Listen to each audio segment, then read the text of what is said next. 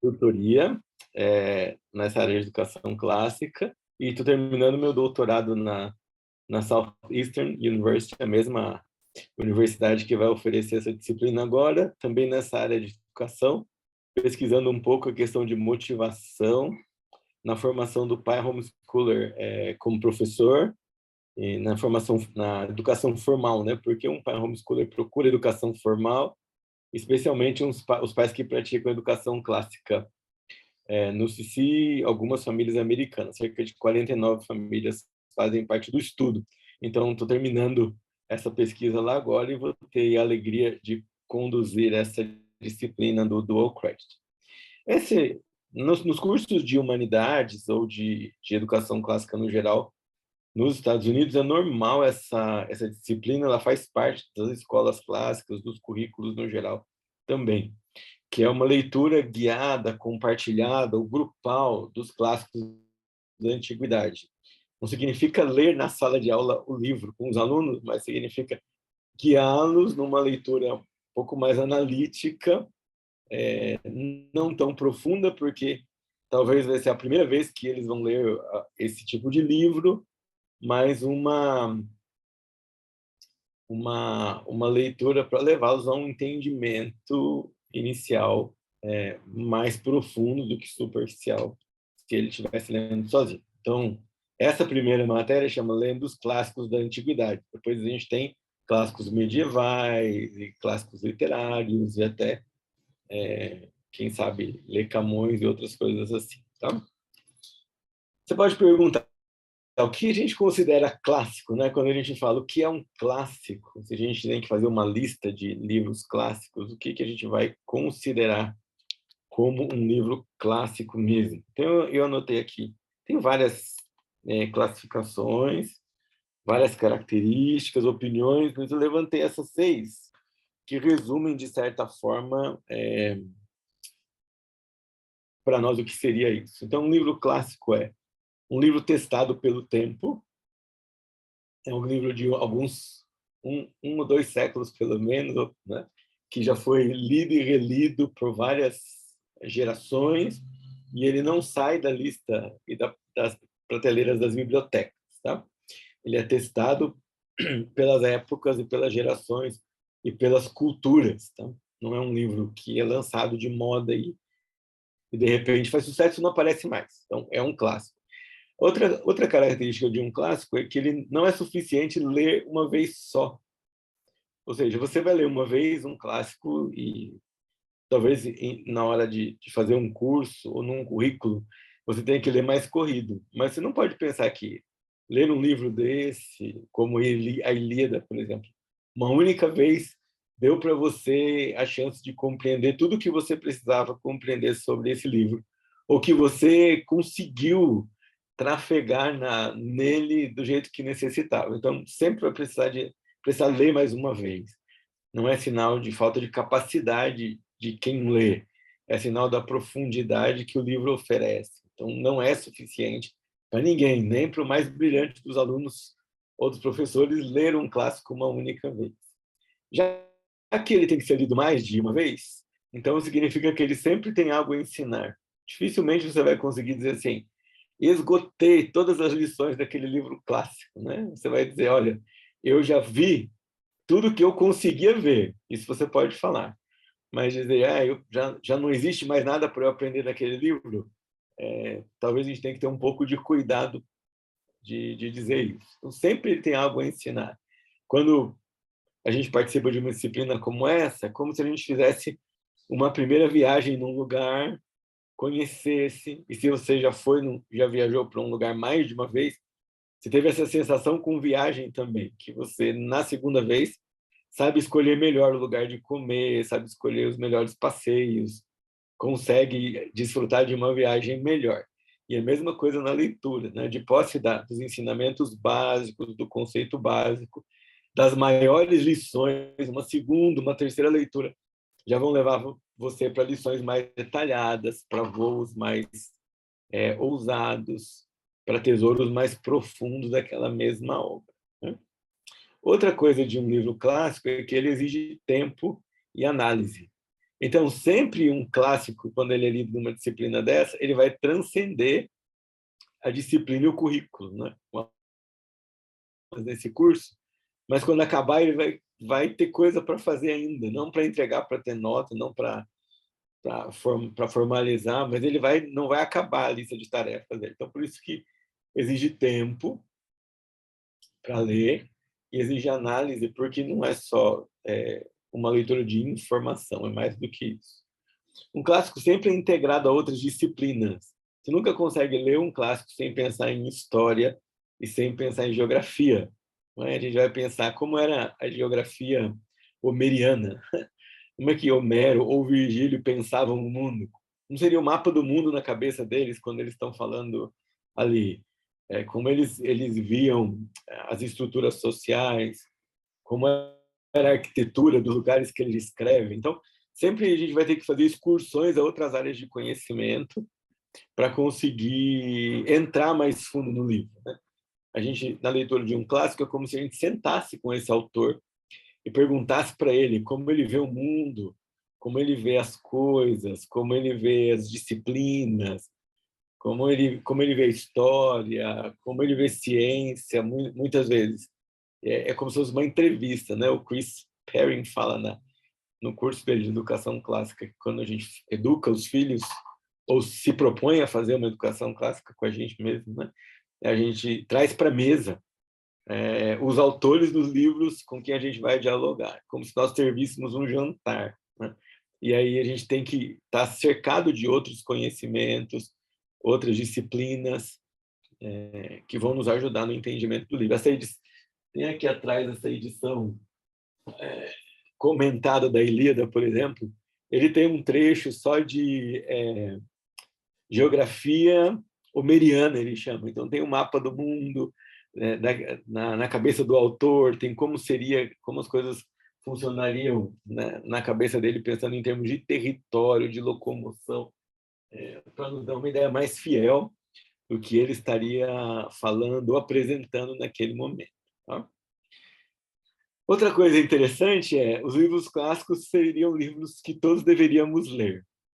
Eu lamento muito não ter conhecido a educação clássica antes. Eu tenho que dizer, eu teria muito menos livro em casa, porque eu, eu julgaria a minha biblioteca para essa lista de livros que vale a pena gastar a vida lendo, né? Assim, reduziria as possibilidades, leria mais essas fontes primárias e menos outras coisas que eu li na vida. Investiria mais tempo nesse tipo de livro. Então, alguns nós não lemos, mas ainda tem tempo, né? Se você faz homeschooling, você sente isso um pouco poxa, eu tinha que ter lido mais antes de ensinar para o filho. Meio que a gente fica com aquela sensação de correr atrás da própria educação, né? E se a gente consegue se redimir, isso não deve ser um motivo de ansiedade para nós, mas deve ser uma alegria, porque sim, a gente pode, né? A gente pode estudar mais, a gente pode conhecer coisas que a gente não sabe, a gente pode estudar junto e pode aprender muitas coisas. Então, esses livros todos nós deveríamos ler. Se você ainda não leu, pega aí a lista e já põe um alvo para você. Eu quero passar por esses livros clássicos todos. Nesse curso, a gente tem alguns objetivos. Eu vou começar apresentando para vocês quais seriam os nossos objetivos literários. Tá? Então, nosso primeiro objetivo literário é ensinar os alunos a reconhecer um clássico antigo. O que nós estamos chamando de clássico? Porque nós classificamos esse livro como clássico antigo, né? Qual era o espírito literário da época, qual era o formato, o gênero literário usado na época, como a gente não pode olhar para esse gênero anacronicamente, pensando hoje como a gente usa o mesmo tipo de gênero, porque não significa o mesmo recurso no nosso tempo e na nossa cultura. Então, a gente sempre vai trabalhar com isso.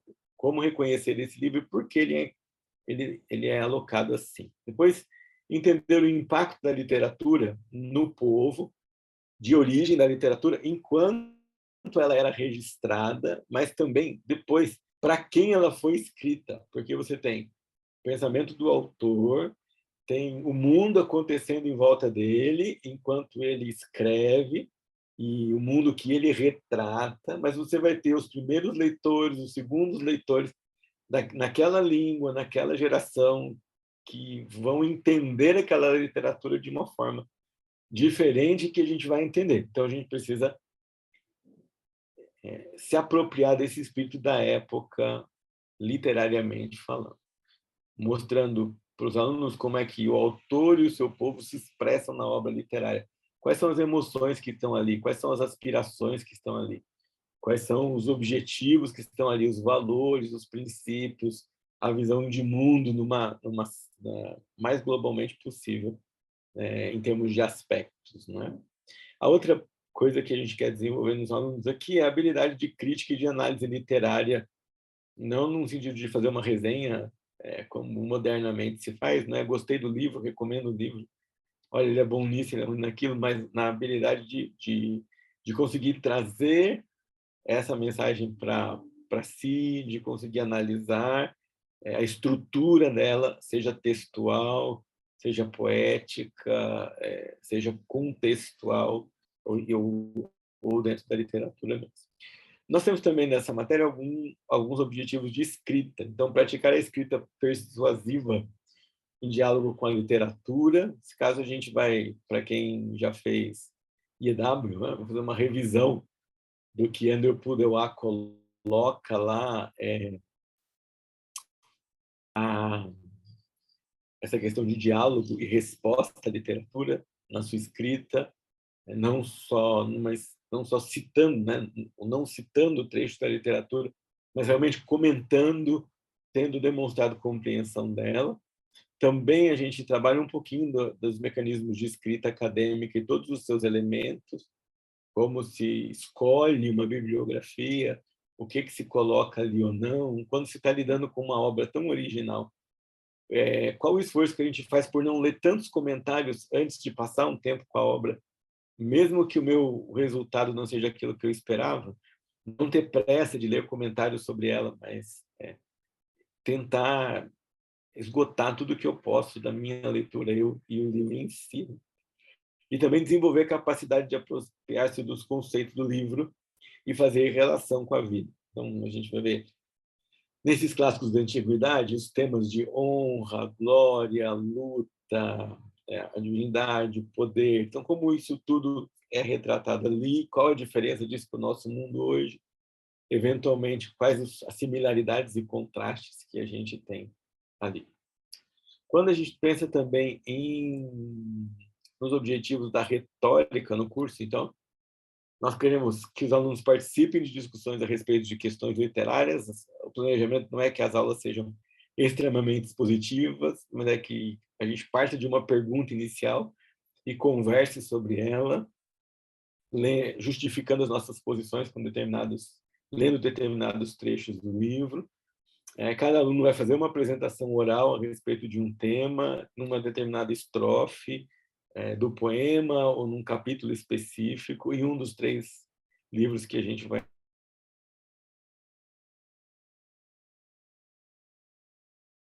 E também apresentar um breve discurso de memória a respeito de um tópico escolhido, conseguir falar sem olhar para anotações a respeito de um assunto que ele está estudando. Pode ser até o mesmo da apresentação oral que ele fez. Nas primeiras aulas a gente vai mostrar os assuntos e ele pode escolher qual obra, qual assunto, ele vai pesquisar um pouco mais, ele vai devotar um pouco mais do tempo de leitura dele durante o curso. O que a gente vai fazer? Qual a nossa metodologia? Como a gente vai aplicar isso? Então, a primeira coisa que a gente vai fazer é semanalmente inspecionar os livros, ou seja, há 3 ou 4 capítulos para o aluno lidar com ele durante a semana. Minimamente, ele precisa folhear esses capítulos e entender o ponto central, o assunto, como começa e como termina, e o papel desse capítulo na obra como um todo. Depois ele vai fazer a leitura analítica, que é uma leitura mais específica de um canto ou um trecho previamente combinado, dentro daqueles 3 ou 4 capítulos da semana. Ele vai dizer, poxa, eu não vou conseguir ler com detalhes os 4 capítulos. Ok, ele vai inspecionar os 4 capítulos e daí a gente escolhe um trecho, ele escolhe um trecho dentro dos 4 que ele vai ler mais detalhadamente, pensando no significado da palavra, pensando no estudo dela, pensando na evolução dela, na etimologia dela, ou da frase, ou do texto, ou do tema que ele vai pesquisar durante o curso que ele vai fazer nessas 12 semanas. Outra coisa também que a gente vai fazer é aplicar técnicas específicas na análise de trechos, estudo de palavras e transposição de conceitos. Por exemplo, tem uma técnica, uma estratégia de leitura chamada Deep Reading. A gente escolhe 2 parágrafos e cada aluno tenta levantar pelo menos 30 perguntas nesses 2 parágrafos, tentando esgotar o máximo de assuntos que a gente consiga deduzir daquele lugar, tá? Então, alguns outros exercícios que a gente vai aprendendo com outros professores da mesma disciplina, a gente vai trazer e vai aplicando aqui para eles. Outra coisa muito importante também é escrever uma ou mais aplicações em cada semana para a própria vida, isso envolvendo ou um traço de caráter ou uma virtude. Tá?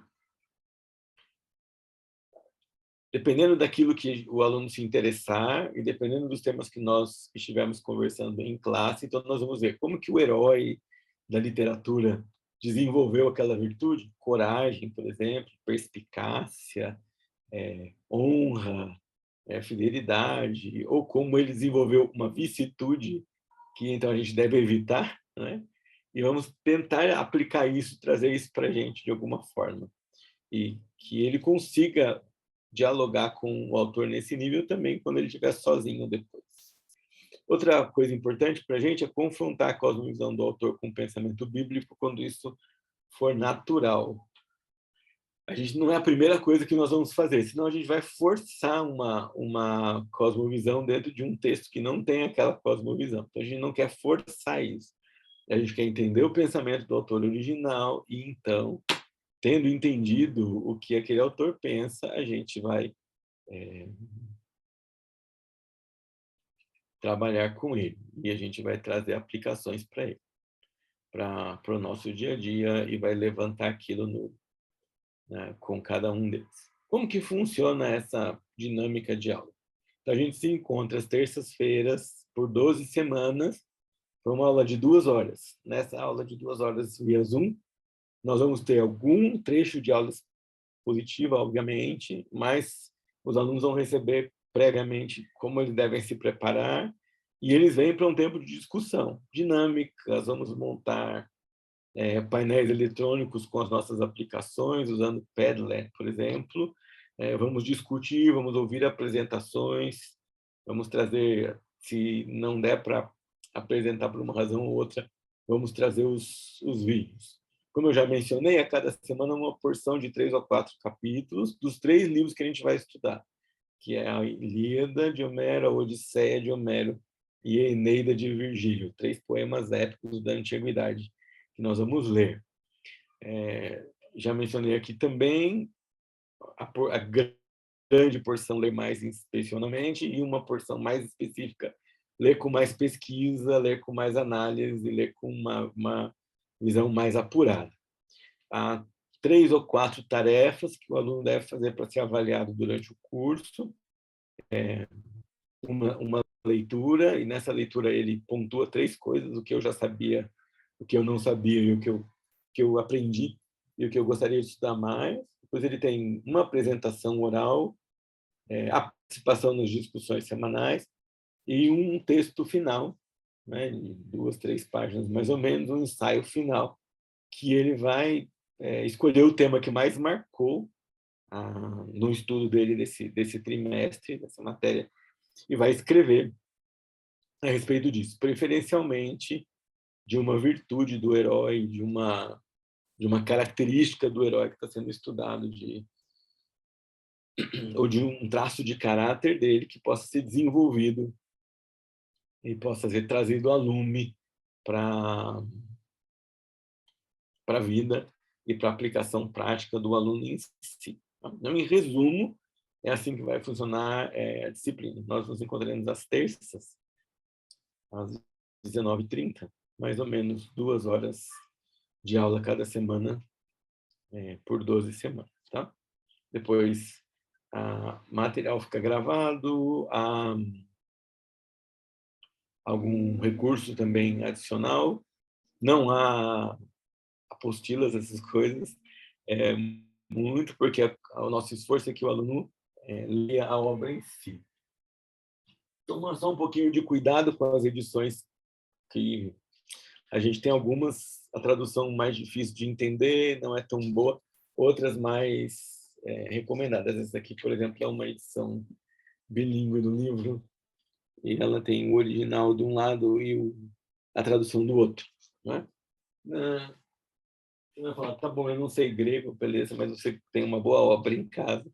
E se você vai estudar, depois você pode identificar pelo menos as palavras-chave. Cada vez que ele menciona glória, por exemplo, é a mesma palavra que está no original, ou se muda, e se essa mudança dessa palavra tem alguma implicação para a nossa interpretação do pensamento do autor, coisas desse jeito.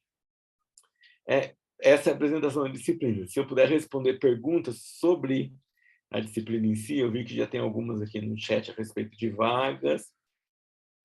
Alguém perguntou sobre a dinâmica do EAD, então eu queria perguntar se a minha apresentação respondeu para você, como funciona essa dinâmica. O Jaime, o horário das aulas é toda terça, a partir do dia que for começar, das 19h30 às 21h30. Tá? São aulas ao vivo, via Zoom. Não sei se tem mais perguntas. Quanto tempo de dedicação semanal em média? Então, o suficiente para ler, para sobrevoar 4 capítulos, ler um e se concentrar num trecho. Talvez de 4 a 6 horas semanais seria um tempo de dedicação razoável. Dependendo da bagagem e da idade do seu filho também. Mas se ele for um pouco mais novo, a gente tem certa tolerância. Você vai precisar lidar com ele nessa ideia de se concentrar em trechos mais curtos, passar rapidamente pelos capítulos todos, mas se concentrar num trecho mais curto, fazer uma atividade mais pontual, se for o primeiro contato dele com um livro assim. Então, sempre tem que haver essa maleabilidade na hora de lidar com isso. Kelly, você está com a mão levantada? Pode falar. André, é um pouco nessa linha que você acabou de falar, né? Porque para alunos a partir de 14 anos, né? E a minha filha esse ano está fazendo o Challenge A, né? E aí eu vi que esses livros, eles estão lá no Challenge 4, né? Então, era essa dúvida, né? Por ser no Challenge 4 do CC, se uma criança que está no A, né? Se ela conseguiria participar. Os livros são mais difíceis do ponto de vista de interpretação de vocabulário.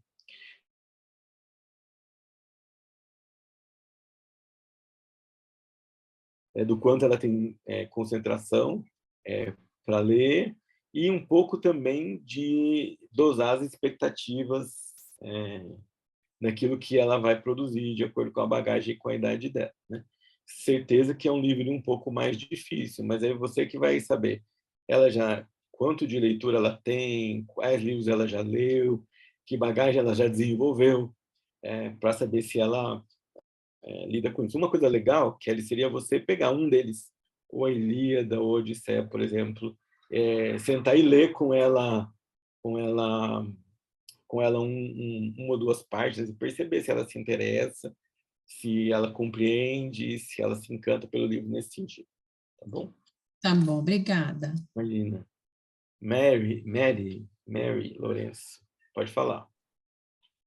Então, eu, na verdade, eu tô fazendo o Challenge 4, né? Uhum.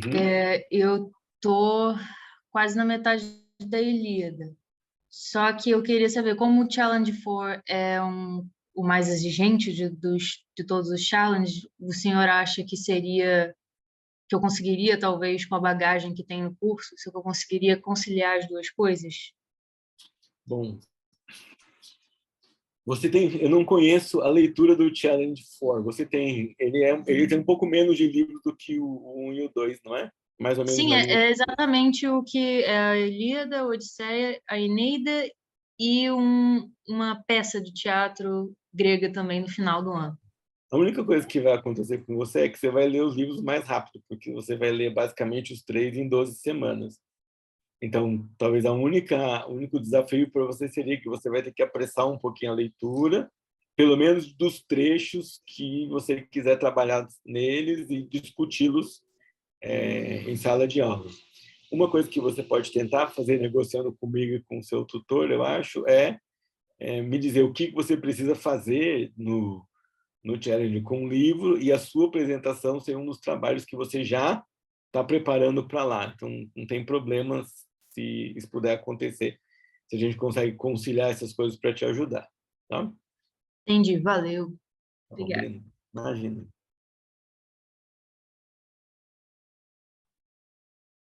Mais alguma pergunta? Pode abrir o microfone e falar.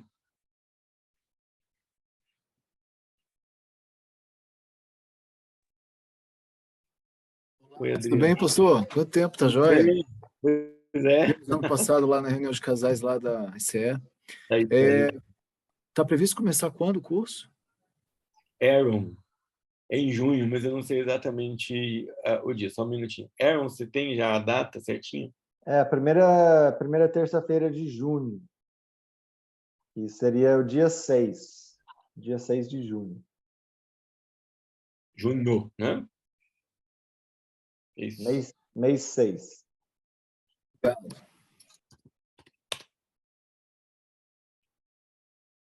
Mais alguma pergunta? Eu tenho, professor. Pois não. O aluno é o Sami aqui. Está no nome do meu filho aí, eu estou no computador dele. O Sami também está no Challenge B e, no caso, ele nunca teve acesso ou contato com nenhum livro clássico até agora, assim, desse nível, né? A não ser aqueles que o Essentials e o Challenge pedem, mas que não chegam a esse ponto ainda. Ele fazendo o curso, como é que funciona? Se o aluno precisa alcançar um nível para ser aprovado, ou isso não existe? Como é que funciona? Se ele não alcançar o objetivo da disciplina, ele refaz? Como é que funcionaria? Alcançar o que se espera, né, do aluno, no caso. Então, a gente tenta trabalhar para não deixar esse resultado ser comunicado só no final do curso. Então, a gente tenta fazer que durante o processo ele tenha a ajuda necessária para chegar lá, para não chegar no final e dizer assim, não deu, porque não é o objetivo aqui. Então, a gente vai tentando lidar desde a primeira semana, lidar com as dificuldades, acertar alguma coisa que precisa, mostrar talvez um modelo quando ele não chega exatamente onde vai precisar chegar.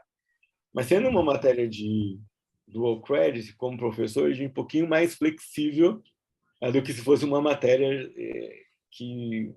para só uma sala de adultos, né? Direto. Mas a gente tenta comunicar desde a primeira semana, ou desde a primeira atividade, desde a primeira leitura, já o que precisa melhorar ou não, para não ter essa experiência de chegar no final e dizer assim, não deu. Agora, mesmo que eu falei no começo, para a Kelly, eu falo para você, pega um desses livros, senta, lê algumas páginas para ele sentir e dizer assim, eu topo, eu quero, acho que eu me interesso e vai ser um desafio.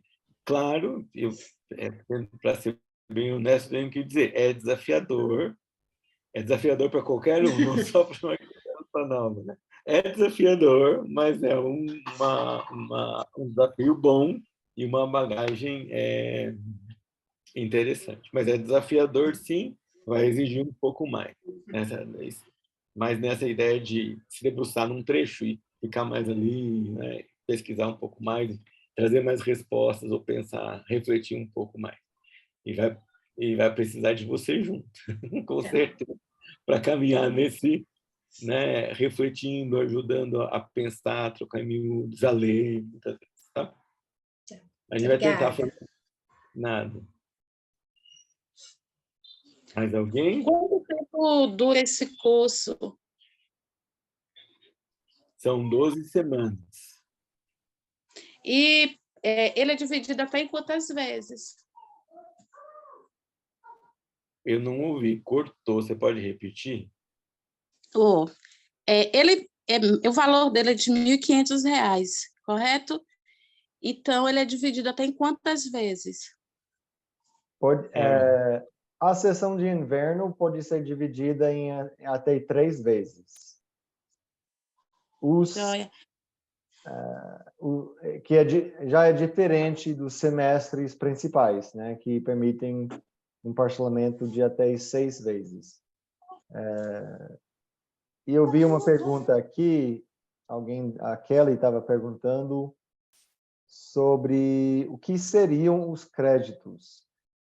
No sistema norte-americano, as universidades trabalham com créditos, né, que é uma maneira de contabilizar a carga horária, né? Aqui nós falamos mais em termos de horas-aula ou número de disciplinas, muitas vezes, mas crédito não significa disciplina, né?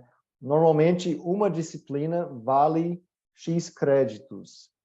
A grande maioria das disciplinas valem 3 créditos, porque é uma carga horária meio padronizada, né, por um período de um semestre, né, que é uma carga horária bem razoável, né, tanto para o professor quanto para os alunos, né. Então, você vai ver na maioria dos cursos, nas suas grades curriculares, a grande maioria de disciplinas valem 3 créditos, né? Tem exceções, claro, sempre tem, mas é isso. Então, o crédito, um crédito, para se ter uma ideia, né, do cálculo, significa que o aluno deve trabalhar contando com o tempo de assistir aulas, tempo de leitura, tempo de elaborar trabalhos e fazer avaliações. Cada crédito exige cerca de 40 horas de esforço na parte do aluno, ok? Contando com todas essas atividades. Então, uma disciplina como essa, que vale 3 créditos, vai exigir, no total, cerca de 120 horas na parte do aluno, contando, novamente, né, que ele vai estar o tempo assistindo aulas, tempo lendo, escrevendo, etc. Então, espero que isso ajude. E uma graduação, um bacharelado, por exemplo, normalmente, nos Estados Unidos, exige um total de 120 créditos, ou cerca de 40 disciplinas, ok? Então, é importante lembrar disso. E, então, fica como... A Madaline está perguntando, fica como crédito e na continuidade para a conclusão, como será? Então, sim, essa disciplina vale 3 créditos, da forma que eu expliquei agora. E para dar continuidade, no programa Dual Credit, até terminar o ensino médio ou fazer o Enseja, algo assim, o aluno é considerado elegível para o programa Dual Credit, né? Então, enquanto isso, ele pode ir acumulando créditos, fazendo disciplinas, né, avulsas, no sentido de que ele não tem compromisso, né, de uma grade específica, né? Ele não escolheu efetivamente seu curso de graduação, né? Ele está livre, né? Ele é um agente livre, escolhendo disciplinas do seu interesse. É interessante escolher disciplinas que compõem o corpo do núcleo de educação geral, né? Que são as disciplinas básicas que qualquer aluno vai fazer no primeiro ano da faculdade, mas também é muito interessante para o aluno fazer outras disciplinas de acordo com seus interesses, porque aí ele já começa sondando seus interesses e pode descobrir, até chegar lá na faculdade, ele pode descobrir já o curso que ele quer fazer com mais eficiência, né? E também num custo menor, né? Porque as disciplinas Dual Credit têm um custo mensal menor do que o custo do curso já na graduação.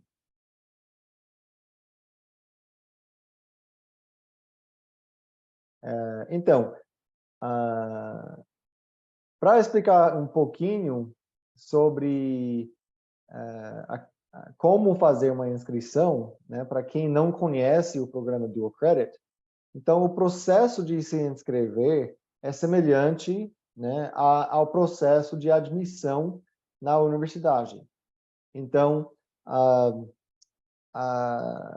o aluno tem que escrever uma redação pessoal, né, respondendo a uma pergunta sobre por que ele quer participar do programa e também comentando sobre o versículo Romanos 12:2. O aluno vai, no caso de um aluno homeschooler, os pais precisam enviar uma carta de atestação, né, dizendo, comentando sobre a aptidão do seu filho, e o aluno precisa de 3 cartas de recomendação, além dos pais, né? 3 cartas recomendando o aluno para participar do programa. Se o aluno tiver um histórico escolar, se ele faz parte de uma escola tradicional, institucional, então ele deve apresentar seu histórico escolar atual.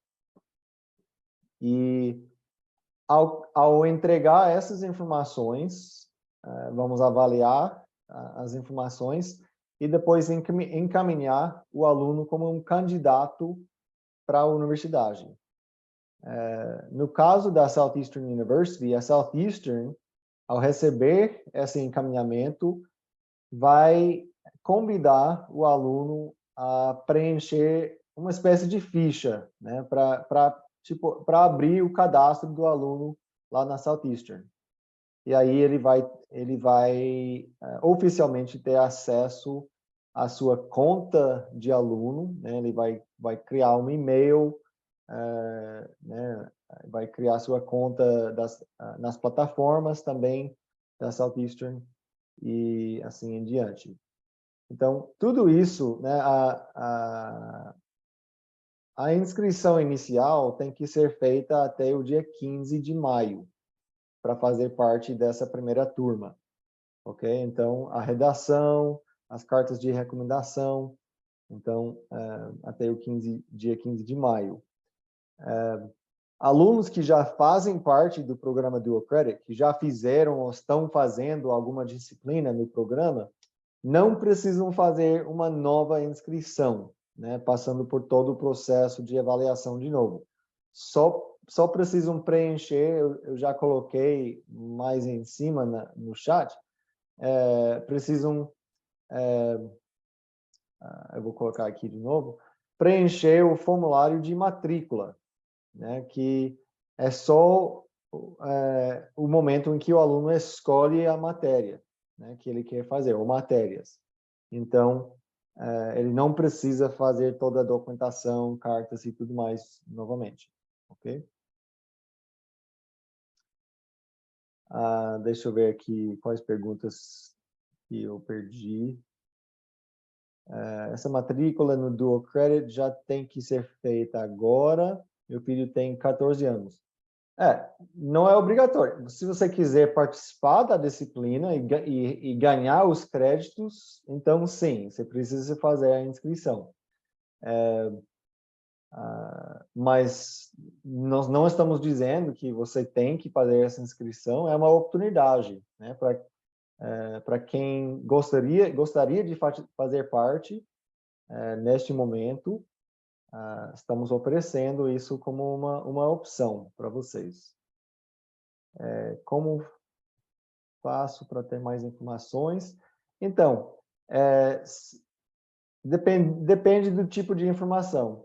Se você quer saber mais detalhes sobre a disciplina em si, o conteúdo da disciplina, então eu creio que falando com André, se ele me permitir, seria mais apropriado, né? Se as perguntas são mais da natureza de abordagem na literatura ou detalhes sobre os trabalhos, coisas assim, e avaliação. Mas se são questões mais técnicas ou operacionais, como fazendo inscrições, matrículas, pagamentos, essas coisas, então é melhor entrar em contato conosco por e-mail acadêmico@christianhalls.com.br, né, que é o mesmo contato que aparece nos formulários de inscrição e matrícula, e aí nossa equipe vai poder te auxiliar. Ok? E para recapitular um pouco do início, para quem perdeu, essa disciplina está sendo oferecida pela primeira vez. Ela faz parte de uma série de 4 disciplinas de leitura dos grandes clássicos, né, em períodos diferentes, né? E não só isso, mas ela faz parte de um novo curso de Bachelor in Humanities, que é um novo curso de educação clássica que criamos junto com a Southeastern University. E então estamos bem animados sobre isso, sobre essa nova oferta, ok? Deixa eu ver aqui se perdi alguma coisa. Parece que a André respondeu a pergunta da Mônica, então já temos casos de alunos, essa disciplina especificamente, não, porque é a primeira vez que ela está sendo oferecida, mas disciplinas do Dual Credit, sim, em universidades particulares. Já temos alunos que conseguiram fazer isso.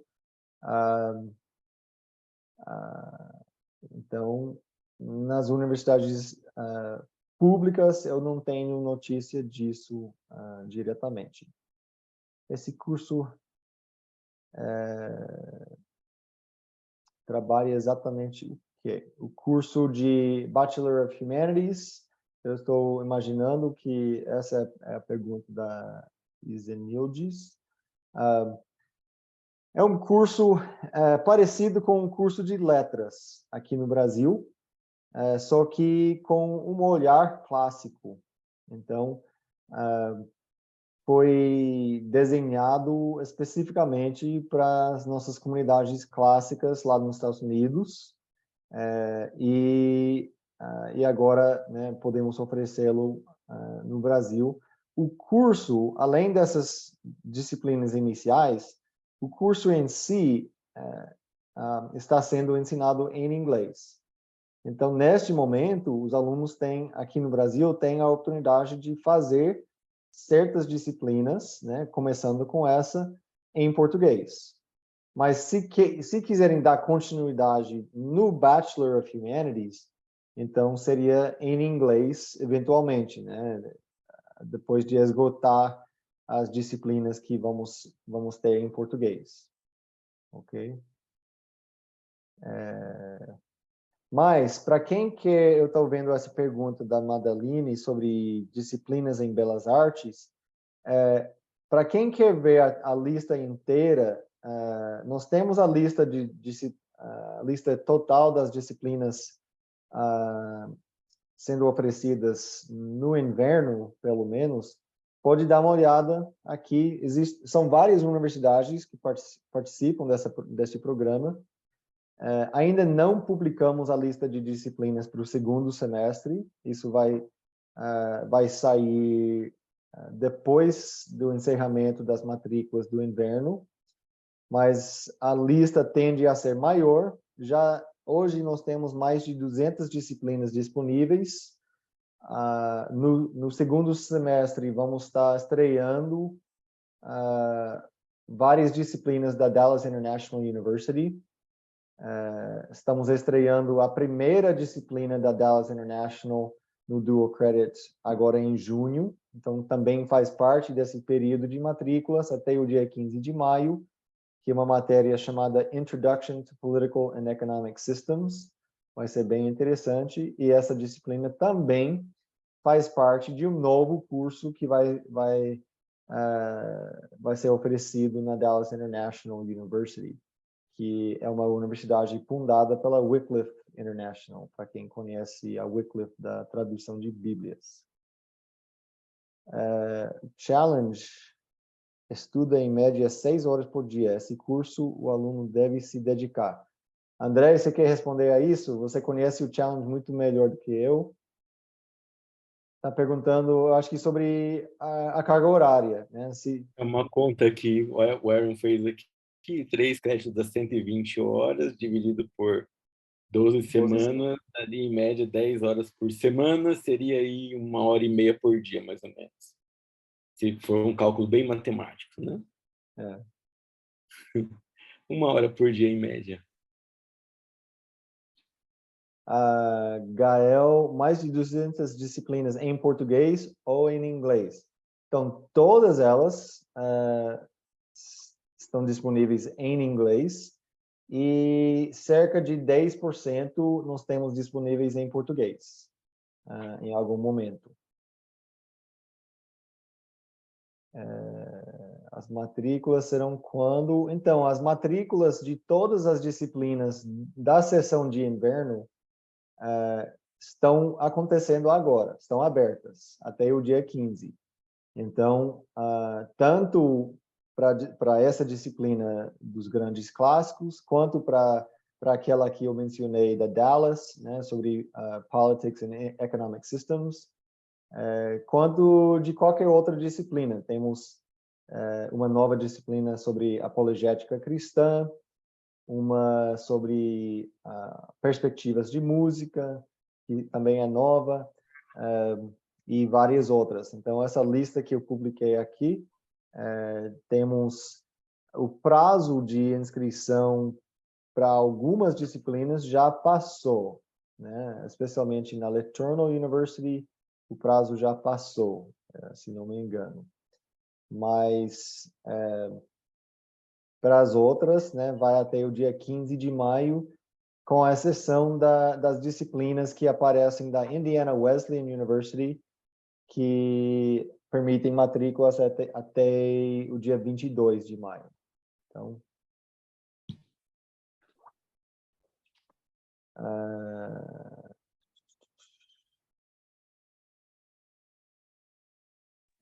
Posso fazer uma pergunta? Que é Adriano, de novo?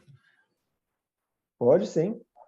Porque a gente, por exemplo, essa questão de fazer cartas de recomendação, essa burocracia administrativa que a gente teria que, no caso, fazer para Southeastern University, a gente teria que, em outros créditos, para outras universidades, todas as vezes para novas universidades, também tem que fazer carta, tem que ter toda essa procura, ou fazendo para uma, a gente... isso seria para aquela universidade ou seria para o Christian Halls? Como é que funciona isso? Só para saber se tem que se repetir ou não. Não, uma boa pergunta. E isso faz parte, né, de uma das vantagens do nosso programa, né, que o aluno tem acesso, por meio do programa e uma única inscrição, ele tem acesso às disciplinas de várias universidades ao mesmo tempo. Temos alunos, por exemplo, que fazem 3 disciplinas por semestre e cada uma de uma universidade diferente, né? Porque achou as disciplinas que queria, e isso através de uma única inscrição. Então, o aluno, por isso que eu falei, para os alunos que já estão no programa Dual Credit, já fizeram alguma disciplina ou estão cursando agora, não precisam fazer uma outra inscrição, é só uma nova matrícula, né, que é o preenchimento de um formulário bem simples, em que eles escolhem suas disciplinas. nós encaminhamos, nós já temos os dados, né? No máximo o que pode acontecer para um aluno que estuda numa escola tradicional, se já passou um ano ou mais, talvez a gente tenha que solicitar um histórico escolar atualizado, né, para poder apresentar para uma outra universidade. Mas todo o resto não precisa repetir. O único ressalvo é que o aluno, ele sim, ao entrar na universidade como aluno da graduação, né, ao terminar o ensino médio, ele vai ter que passar pelo processo de admissão normal, mas ele já vai conhecer uma boa parte desse processo através da sua inscrição no Dual Credit. E ele vai ter nas suas mãos também, ele vai ter seu histórico escolar da universidade ou universidades onde ele estudou no Dual Credit para apresentar no seu pacote de candidatura de admissão nesse momento. Aproveitando aqui uma dúvida, desculpa, uma outra dúvida que eu vim a reboque disso aí, essa questão de histórico escolar, porque, por exemplo, né, o meu filho já está no 3º ano fora da escola, né? Então, assim, o currículo dele vai estar desatualizado, ele só ficou no Classical Conversations. E como que ficaria assim nesse caso? Então, na sua apresentação para entrar no Dual Credit, basta você, como pai, escrever uma carta que nós chamamos da carta de atestação, que o pai garante que seu filho está apto a fazer esse tipo de disciplina, que ele está apto a estudar nesse nível. Para entrar na universidade como aluno de graduação, é um pouco diferente, né? Isso vai variar de acordo com a instituição. Mas algo muito comum é que as universidades vão pedir para o aluno preparar um portfólio dos seus estudos, né? Isso no caso de alunos de homeschooling. Então, o que é um portfólio? É uma apresentação das coisas que ele estudou, talvez os trabalhos principais que ele fez, destacando certos projetos, experiências, coisa assim. Pode ser algo bem criativo, né? É uma grande oportunidade, na verdade, para o aluno destacar não só os seus estudos, mas também sua própria personalidade e talentos, né? Então, normalmente é isso que acontece. Até agora, as universidades permitem um exame específico chamado Classical Learning Test, né, que foi criado para alunos de homeschooling no ensino clássico. Então, é uma espécie de... seria semelhante ao Enem ou vestibular, um exame de admissão para as universidades que elas permitem também. Eu vi uma pergunta sobre a questão de pré-requisitos. Então, as disciplinas estão na lista porque estão disponíveis, porém, o aluno, para fazer a matrícula naquela disciplina, ele teria que ter feito o pré-requisito anteriormente, né? Então, se ele não fez, né, eu não tenho... eu vou dar uma olhada aqui. Então, para pegar, por exemplo, Foundations in Human Anatomy and Physiology 1, na Colorado Christian, tem como pré-requisito, né, Biology, né, uma matéria de... na verdade, não é um pré-requisito, é um co-requisito, porque tem que matricular num laboratório ao mesmo tempo. Então, é um co-requisito nesse caso. Mas existem outras disciplinas, talvez, né, na LeTourneau University tem álgebra universitária, e tem um pré-requisito, né, de fazer uma outra matéria de matemática, que deve ser talvez trigonometria, eu não sei, álgebra intermediária, isso.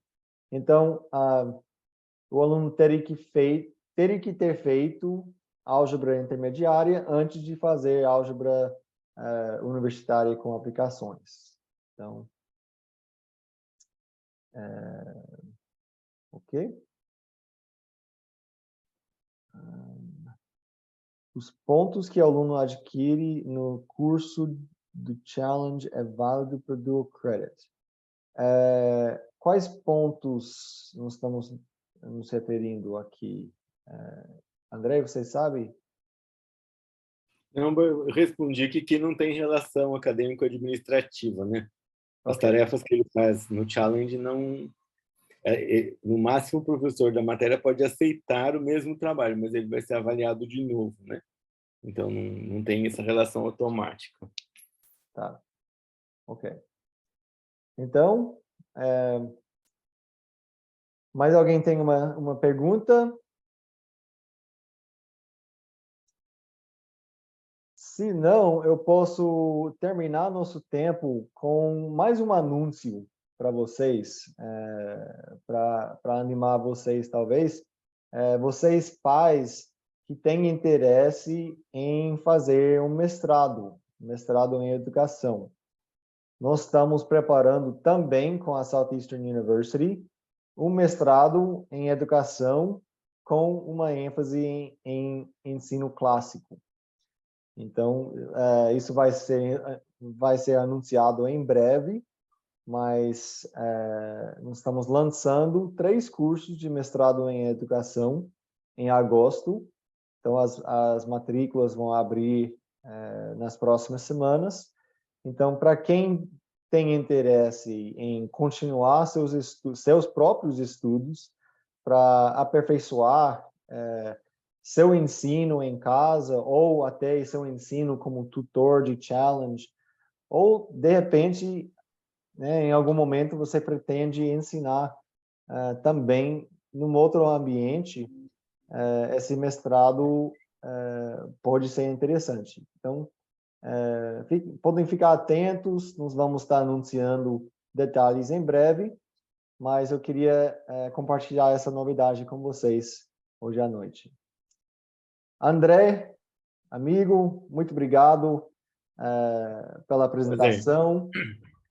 Vai ser uma disciplina bem legal, estamos muito animados.